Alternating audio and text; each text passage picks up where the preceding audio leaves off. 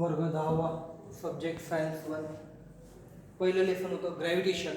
आणि या ग्रॅव्हिटेशनमध्ये आपण मागच्या पिरियडला बघितलं होतं, मागच्या व्हिडिओमध्ये Newton's universal law of gravitation त्यामध्ये बघितलं होतं आपण की force is directly proportional to the product of masses of two bodies and inversely proportional to the distance between the square of distance between these two objects. असं पाहिलं होतं. then force is directly proportional m1 m2 upon d square means force equals to g m1 m2 upon d square and this g is called as the universal gravitational constant.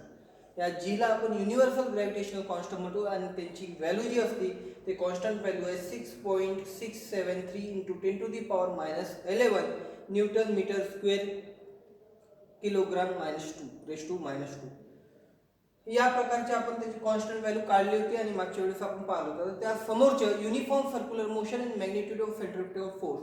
Uniform circular motion या अगोदर आपण पाहिलेलं आहे.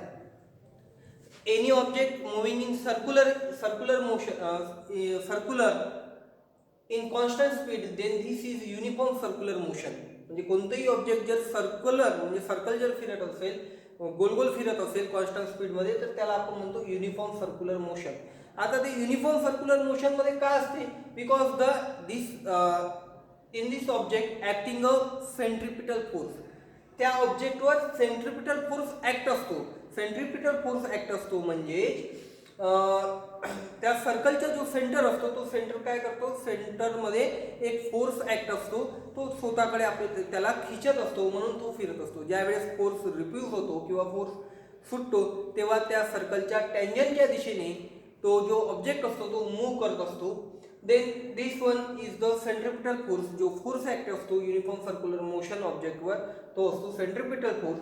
and this force is the mv square upon r. Force equals to this centripetal force F equals to mv square upon r.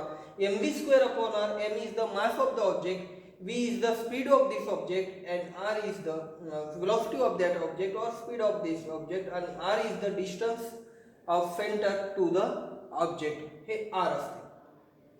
आता या ठिकाणी हे झालं एका ऑब्जेक्ट पुरती.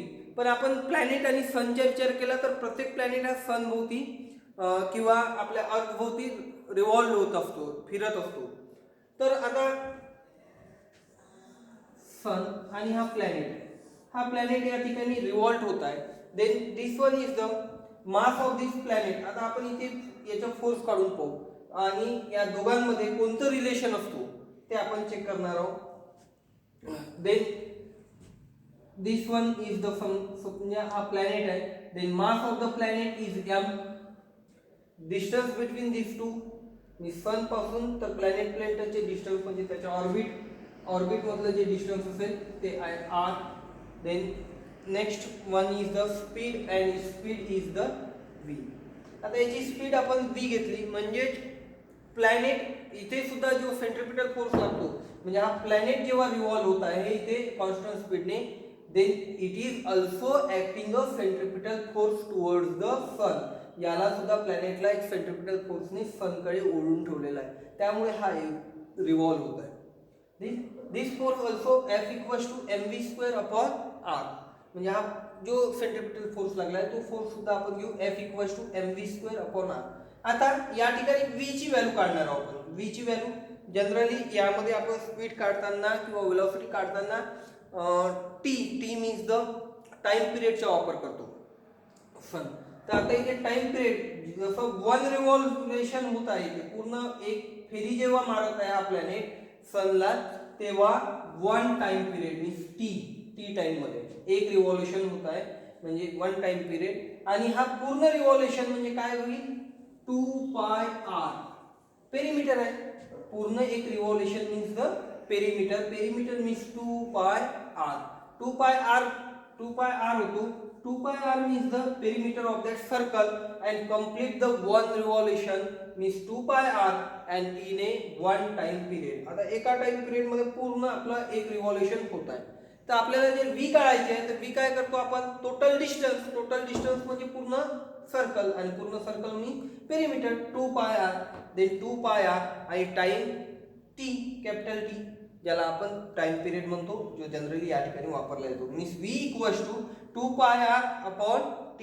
आता या f मध्ये आपण ही व्हॅल्यू v ची व्हॅल्यू पुट करणार आहोत. f is equals to mv² upon r equals to m v² means 2πr upon t, 2πr upon t whole square upon r equals to 2 square 4 m pi square r square upon t. आता हा r कसा आला इथे, हा r square आणि हा r cancel होईल, r square आणि r cancel means remaining only r. Therefore 4m pi square r upon t square. आता या ठिकाणी आपण जर याला r स्क्वेअर ने जर डिवाइड केलं आणि मल्टिप्लाय केलं, याला आपण r स्क्वेअर ने डिवाइड आणि r स्क्वेअर ने मल्टिप्लाय केलं तर काय होईल, इथे येईल 4m pi r cube upon t square r square. आता या t स्क्वेअर आणि r स्क्वेअर मध्ये इथे जर आपण विचार केला तर r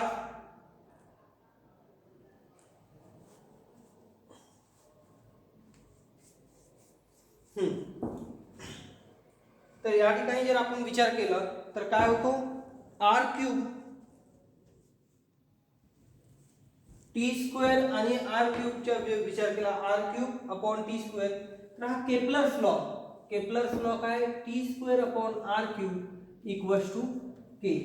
t square upon r cube equals to काय, k आहे. t square upon r cube equals to k.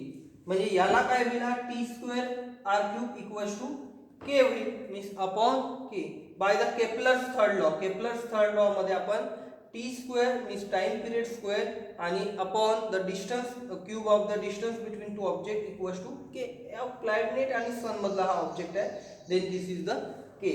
Then 4m pi square upon r square k.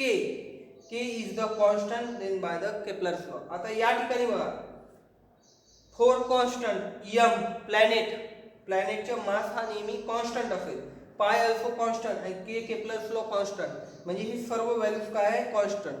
प्लॅनेटचा mass change होणार नाही म्हणजे तो कॉन्स्टंट आहे, म्हणजे हे सर्व व्हॅल्यूज जे आहे त्या कॉन्स्टंट आहे. Means centripetal force is inversely proportional to the square of the radius of the planet किंवा distance between the sun and planet. Means force is inversely proportional to the square of the distance between the planet and sun. ह्या दोघांमधला distance मधला inversely proportional असतो.